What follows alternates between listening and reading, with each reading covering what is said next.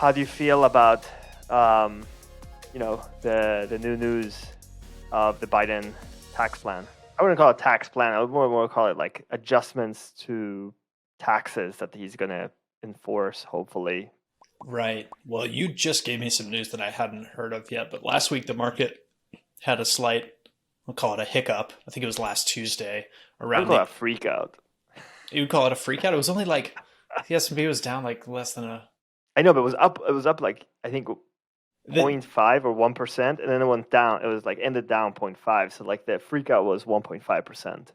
okay, a 1.5% freak out on a Tuesday that's since been completely erased on the idea that Yeah, this wasn't even like an official announcement, didn't seem. It was like a Bloomberg leak. It's a report. leak. Yeah, Bloomberg leak that the Biden administration wanted to propose to tax long-term capital gains at income tax rates for people earning $1 million a year. I It's hard for me to envision that this is a massive, massive deal, but the market disagreed with me on that day, so maybe it is. I mean, it's a massive deal for those people earning $1 million or more. Just doubled their tax rates because they don't. Most of those people earn way more money from capital than I would say regular Income. income. The one thing that slipped many people, I think, is like they forgot that he wants to tax them at 39.6, which already that assumes a tax increase in itself Mm-hmm. for their regular income. Mm-hmm. The other part where I always like tell people like this, it's so tell me, is it $1 million per person or per couple? I didn't even read. I don't know. Yeah, It matters a nobody lot. knows. Yeah, that's very No, no. material, but yeah, I have no Yeah, idea. is it 2 million per? So like, if you're a couple, is it $2 million? It's No, probably a right million. now. It's probably Yeah, MFJ a million. I don't know why I'm complaining because I'm so far from the $1 million. I uh, just don't have. Yeah, I personally, it's hard for me to garner sympathy for that view, where it's like, oh, your tax return has seven figures on it every year, and the rate on that went up. I'm like, sorry. yeah, because if your tax return has seven figures one year, you could technically like optimize or your brackets by delaying some income for next year, maybe. Capital gains is usually under your control because you're selling, Right. so you should be able to know how much income you're generating. You should stay below that $1 million level. I would agree. I would think that most people, if they have $1 million income and some part of that is capital gains, that there's a good bit of control element there of how much, and then a lot of planning available around the location, timing, and use of those gains, and still like so many tax planning opportunities for them. So they're going to be Yeah. fine, is my opinion. Then the next thing I wanted to talk about today was the process of rebalancing a portfolio. So, what is rebalancing essentially? When do you do it, and how do you do it? Um, I guess the why is pretty easy to understand, right? You just want to make sure your portfolio is not unbalanced, which would create havoc, potentially havoc, or just put unnecessary risks. The way I see it, and the practical thing that happens to me is like sometimes, I have a portfolio. I start off, I don't touch it for a year. Go back, look at it, and you have like companies that went, doubled, and then other companies that are down like 20% or 30%. And so it definitely creates risks for the next year. Now this company weighs more in the portfolio, so I have to watch out for that company more. And so the best idea here is probably, lower or start to sell off some of those profits from, the companies that are weighing more, and allocating towards, other places where I didn't have any allocation before, or raising up the allocation for stuff that didn't perform well. Rebalancing is simpler in simpler portfolios. The more like straightforward your portfolio is, the easier your rebalancing decisions are going to be. If you have like three funds covering three basic asset classes, and you know where you want to own those and how much you want to own of them, it's pretty straightforward. The other way in which it's easy is if you're young and you're adding to your portfolio. Most of your rebalancing should be covered by the buys that you're doing as you add to the portfolio. So those are two easy scenarios. We can get into the tougher scenarios. There's a lot of kind of weighing the conviction versus the tax ramifications, et cetera, et cetera. I think one of the key things I do at the end of the year is I try to figure out ways of tax harvesting. So if I had gains from rebalancing, I want to be able to neutralize those with some losses. And it's a common exercise I guess I do every year. and also sometimes if there are losses in some places, but I want to keep that allocation in that sector or industry or whatever I have to find a comparable ETF, let's say, and Substitute. even though I'm rebalancing maybe a little bit, I'm also substituting at the same time. It becomes an exercise, I would say, that's time consuming, requires some understanding of the markets and also on the individual securities. Because no ETF is 100% alike. True, true. We're getting into the world where rebalancing represents a series of kind of trade-off decisions. Those trade-offs are, do I want to own more of this asset class or this security or this industry or whatever it is, compared to the potential benefit of tax loss harvesting, which is, I think, a big part of many people's rebalancing processes now, is being strategic about, hey, do I have losses? Are those losses useful for me to capture right now? If so, let's do that and take some of those trade-offs that you just described by finding a replacement or a proxy. Now the key question everybody asks: how often should I rebalance? I don't think there's a correct answer to this question that applies to every portfolio by any means. There's portfolios that require daily, like constant look. There's portfolios that I would argue many portfolios are best served by like as little rebalancing as possible. There's also a well-explored topic. I would point anyone to the research of Corey Hofstein on rebalance timing luck. And like, let's say you enact a quarterly rebalancing schedule. There is so much luck embedded in which day you choose to execute those rebalances, right? Like you having that off by 1 week could shift the performance of a back test so much. So rebalance timing luck, I very much believe in like the wide variance of outcomes there. One thing I actually use more than anything, I use a trigger. When the deviations are too big, I start to that triggers a rebalance activity for me. So let's say I decide I want to have U.S. real estate investment at 10%, right, of an allocation, and I say, anything above 20% or less than 20%, so between 8 and 12, I'm okay. But if you go beyond that, that triggers a rebalance of the portfolio. Now, if you have a ton of securities, it will probably trigger a rebalance pretty quickly because there's always some security that will go out of balance pretty quickly. So then the second trigger would be like at least 30% of the securities or some kind of another secondary trigger has to happen in order for me to go in and just rebalance. There's another thing, like, do you actually believe in the momentum factor? I know you're a factor guy. I do. I think it's very hard to deny. If anyone wants to argue with me about it, please. So this is the issue, right? Like, doesn't rebalance actually go against the momentum factor? But if a sector is doing very well, right, and it has positive momentum factor, why would you cut that? Yeah. So the rebalance of the momentum factor is just momentum is cross-sectional, meaning that you're looking at the entire market and you're taking, for instance, the top 10% of all momentum stocks. If something in your let's say you rebalance quarterly in a momentum portfolio, if something had good momentum last quarter, it made the portfolio, it continues to have good momentum in the next rebalance period, it's still going to show up in the top, your top decile of stocks. So there's definitely a big question about how often do we want to apply that filter and look for it again. You could look daily, you could look annually, right? There's some arguments to be made in one direction or another there, and a lot of rebalance timing luck definitely goes into that. But I don't think rebalancing is against momentum. I think momentum benefits from rebalancing.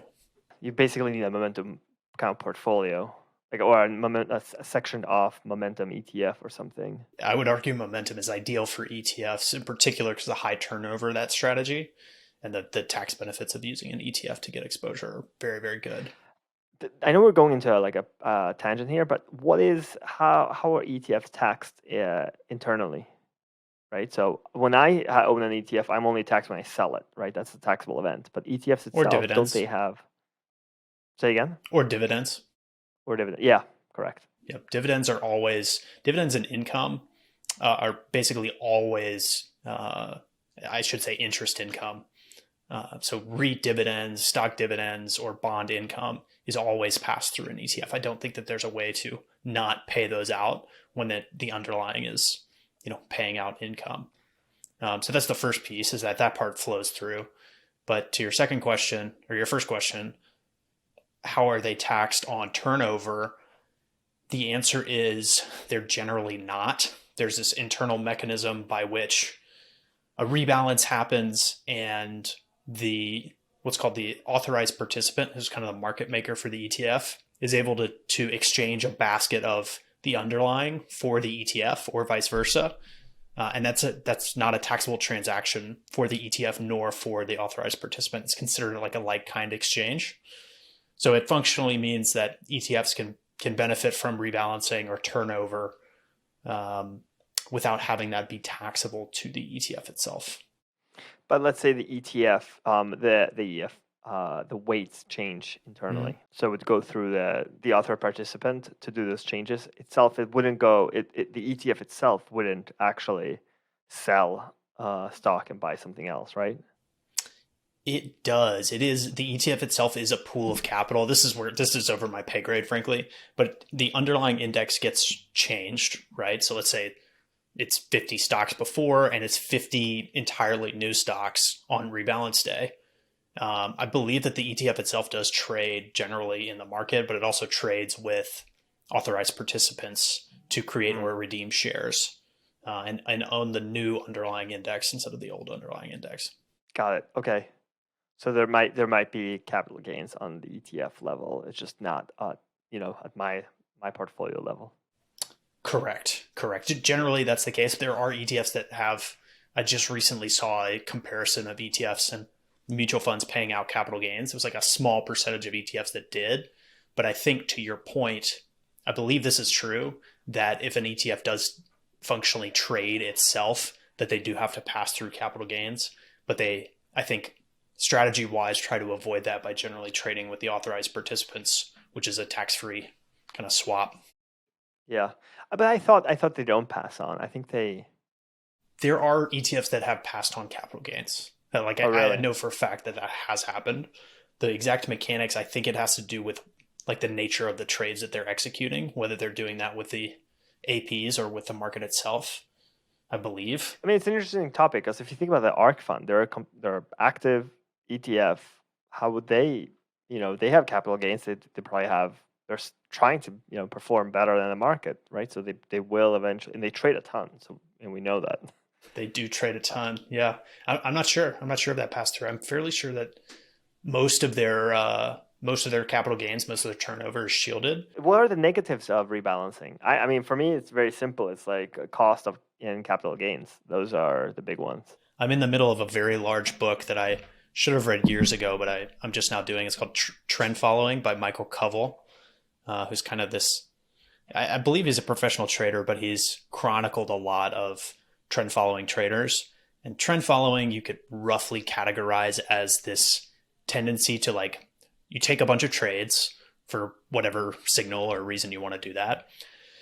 And in general, when a trade goes against you, you cut your losses short. You have a short lease for bad trades, and you let your winners run. And the extent to which you do that is like indefinite, right? Like they could run forever. And there's a few, I mean, those guys rebalance constantly, dynamically, like you described earlier, right? They have trailing stops and they're looking at futures markets constantly. So they're trading all the time, generally in the trend following world. But I think the worst outcome of rebalancing is selling winners to rebalance into losing trades, when the losing trades should actually be cut short and just not allocated to anymore. So I think someone who's been disciplined, like let's say you have a portfolio of 25 stocks and you picked them in 2005 and you had Apple and Amazon and then some crap that didn't survive. If you're rebalancing all the time back to your portfolio targets, you've been selling Apple and Amazon the whole time when you would have benefited hugely from never rebalancing, right? I think that's the biggest potential downside of rebalancing is it sort of represents impatience with winners.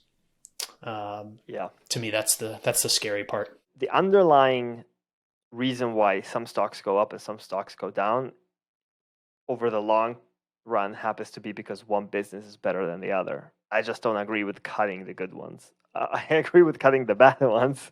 Yeah. I just let the good ones run. I think there is the old Wall Street saying is like cut your losers quick. Yeah, let your winners run. Let your winners run. Yeah, I'm with it. But that's a counterintuitive thing to do. Very counterintuitive. When you hear people's biases, it's unbelievable. Like, oh, I just need this stock to go back to zero so I can sell it.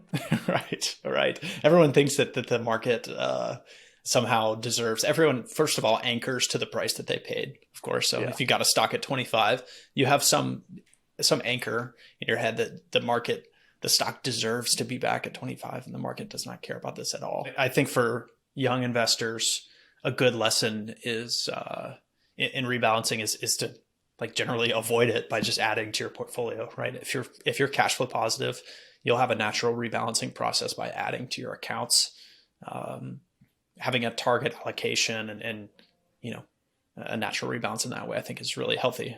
M1 Finance. Have you heard of M1? A great company, an app, basically, right? Yep, basically an app. M1 lets you.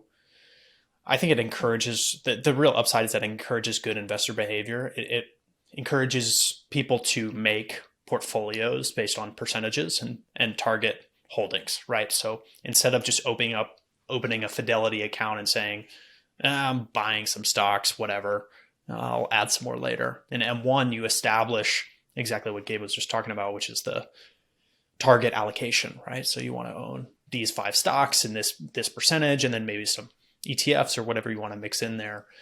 And it keeps you balanced. It may over rebalance. I can't speak to its kind of rebalancing parameters, but it really helps you stick to an allocation that you've decided on. And it helps, in my mind, investors reframe decision making, which can be a lot harder on kind of an open architecture platform, right? To set a target allocation and stick with it when it's up to you to do all the trades is a good bit harder. This is the last thing I want to talk about. I think the rebalancing aspect we've covered it, and it's a good one. This time I want to talk about Netflix and the what would you call that industry? Streaming, like new media, kind of. Yeah, new media streaming. I don't know if you saw the latest numbers from Netflix. They were pretty bad. New subscriptions, and I just think the game is done for them being like the only player in town. You have now HBO Max and you have Disney, and of course you have Hulu, who's been around for a long time, and you have Paramount Plus, which is essentially a redo of what CBS used to be. Things are getting competitive out there, and we're just finally seeing the results of this. What are your thoughts about that? Totally agree. Netflix is the worst performing of the FANG stocks over the past, year, something like that. 3 years, right? That has been, how many years has it been? I don't know, but it was a darling for a long, long time. It was the top, and it has petered out in terms of recent performance. So the market, I think, agrees that this narrative is definitely changing. Yeah, I don't have like a strong strategic view on one player versus another and who's going to win in the long run or subscriber growth or whatever. Do I believe that competition is coming and that it's very serious? Absolutely. There's only so many hours in a day, so many eyeballs to be watching these things.